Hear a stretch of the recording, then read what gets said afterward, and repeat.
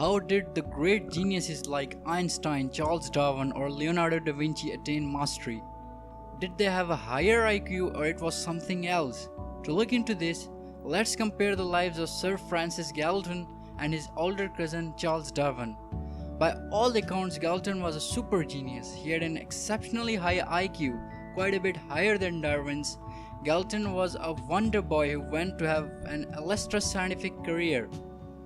But he quite never really mastered any field he went into. He was notoriously restless, as with the case with many child prodigies. Darwin, on the contrast, is roughly celebrated as the superior scientist. We all know his famous theory of evolution. One of the theories that forever changed our lives. Was a very ordinary boy, rather below the common standard in intellect. As a child, Darwin had an overriding passion collecting biological specimens. It was one trip aboard a ship to South America that changed his life forever. He went through the jungles exploring and collecting specimens. He then devoted his entire life to developing his theory of evolution. In many ways, it's an emotional quality that separates those who master a field from those who simply work at a job. Our levels of desire, patience, persistence, and confidence end up playing a much larger role in success than sheer resonating powers or IQ. Feeling motivated and energized, and we can overcome almost anything. Feeling bored and restless, our minds shut off and we become increasingly passive. Before we look into the enlightening takeaways from this book, subscribe to Knowledge Guru for informative content. For many years, people have placed a wall around mastery. They've called it genius and have thought of it as inaccessible. They have seen it as a product of privilege, inborn talent, or just the right alignment of the stars. If all of us have roughly the same brain potential, then why do some people truly excel and attain mastery? To answer these questions, let's look into the first lesson from this book. Discover your life calling. You possess a kind of inner force that seeks to guide you towards your life's task. What you meant to accomplish in the time that you have to live. In childhood, this force was clear to you. It directed you towards activities and subjects that fit your natural inclination. That sparked a curiosity that was deep and primal. In the intervening years, the force tends to fade as you tend to listen more to your parents and peers, to the daily anxieties that wear you away. Knowing this inner calling is the first move towards mastery. Most of us have an option available to us, either to be mediocre at many tasks or to be the master at one or two tasks. For great artist Leonardo da Vinci, this inner calling was exploring the natural world around his village and bringing it to life on paper in his own way. For Einstein, it was not physics but a fascination with invisible forces that governed the universe. So how do you realize this life's calling? The process of realizing your life's task comes in 3 stages. First, you must connect or reconnect with your inclination, that sense of uniqueness. You search the past for inner voice or force. You clear away the voices that might confuse you, parents or peers. You look for an underlying pattern, a core to your character that you must understand as deeply as possible. For this, you may have to try many different things until you hit upon a particular field, niche, or opportunity that suits you perfectly. You will recognize it when you find it because it will spark that childlike sense of wonder and excitement. It will feel right. Once found, everything will fall in place. You will learn more quickly and more deeply. Long word short, you should probably do something you enjoy in life instead of pursuing that college degree that you don't like. Apprenticeship or mentors. Darwin could have played it safe, collecting the biological data that was necessary and spending more time about studying instead of actively exploring. In that case, he would not have become an illustrious scientist, but just another collector.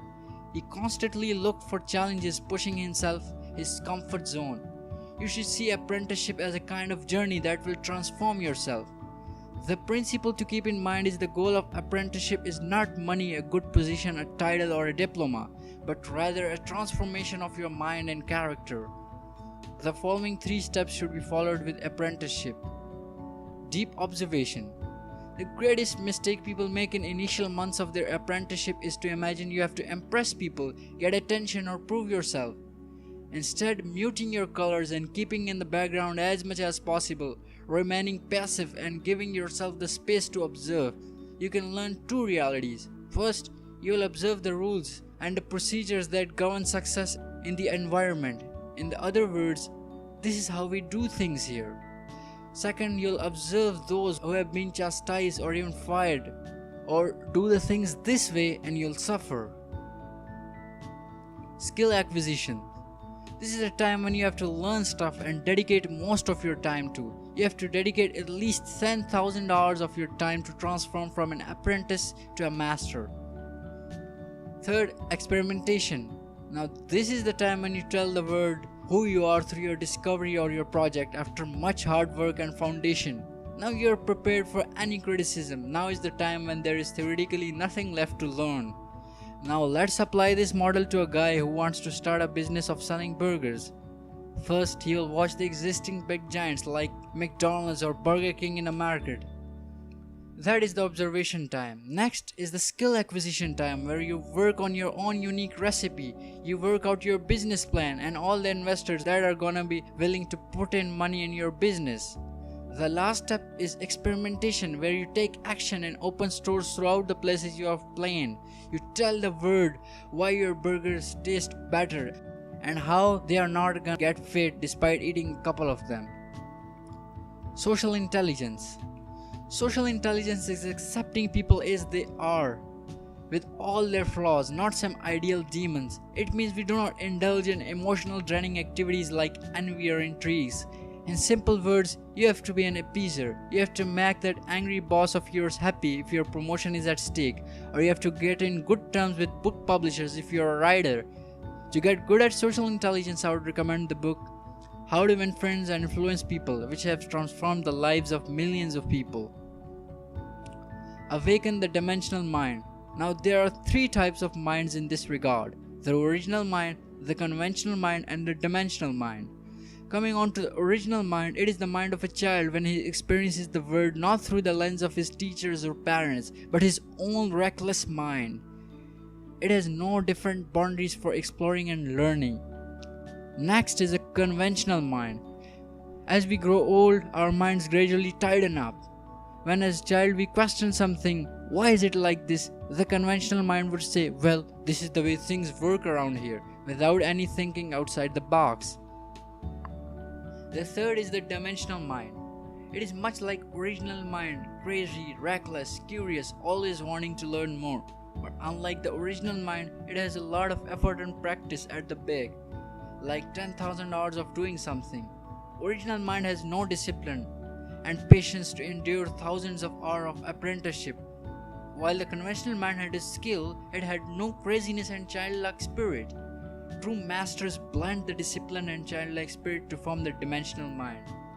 Dimensional mind is active, transforming everything it digests into something new and original, creating instead of consuming.